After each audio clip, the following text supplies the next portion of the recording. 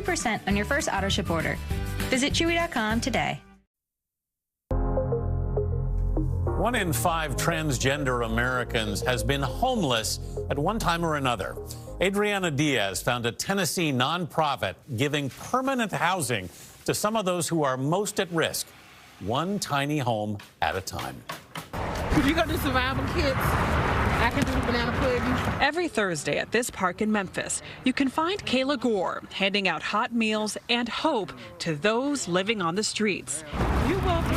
Kayla herself was homeless 10 years ago. Other people who were experiencing homelessness kind of showed me how to stay safe because I'm a transgender woman, I'm black. So they taught me how to sleep on top of buildings, how to hide my clothes during the day. Being cared for by the community is what informs her work now at My Sister's House, an organization she co-founded in her hometown of Memphis that provides emergency housing to transgender people in need. A lot of people will not understand, the experiences of trans people not having access to jobs in the first place. We have access to menial jobs like in a warehouse. Tennessee is an at-will state, so you can be fired for any reason or no reason. She says trans people face higher discrimination at work, which leads to job loss.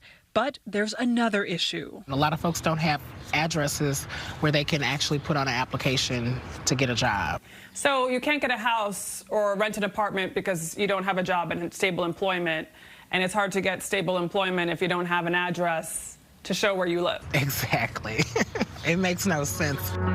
Trans people are more likely to live in temporary housing, hotels, rooms for rent, or staying with friends and family, situations which can quickly decline to homelessness. That's especially true for Black trans women, more than half of whom have been homeless.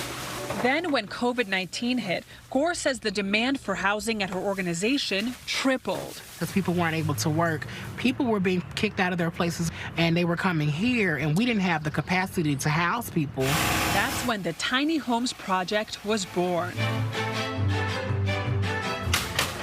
The mission, to build 20 tiny homes for trans women of color to own. That way they'll never have to rent again. We're in hopes of acquiring all of these lots. Through crowdfunding and donations, the nonprofit raised almost $600,000 to purchase land and break ground. And almost a year since the project began. The first homeowner is Alexis Jackson, who was once homeless after a fallout with her family. This will be my kitchen space. My stove will go right here. This 400 square feet is her sanctuary. I was in the depths of alcoholism, financial struggle, and I don't ever want to go back to where I was at. My living room space and the way my ceilings are set up, that's my favorite part of my home. Providing these homes to trans folks is giving them that safety and security. A vast majority of the trans murders are associated with people who are experiencing homelessness. I feel like Harriet Tubman. I feel like I'm giving people a pathway to success in life. Harriet Tubman had to do her work in secrecy. We're doing it out loud and proud. For CBS This Morning, Adriana Diaz, Chicago. Boy, is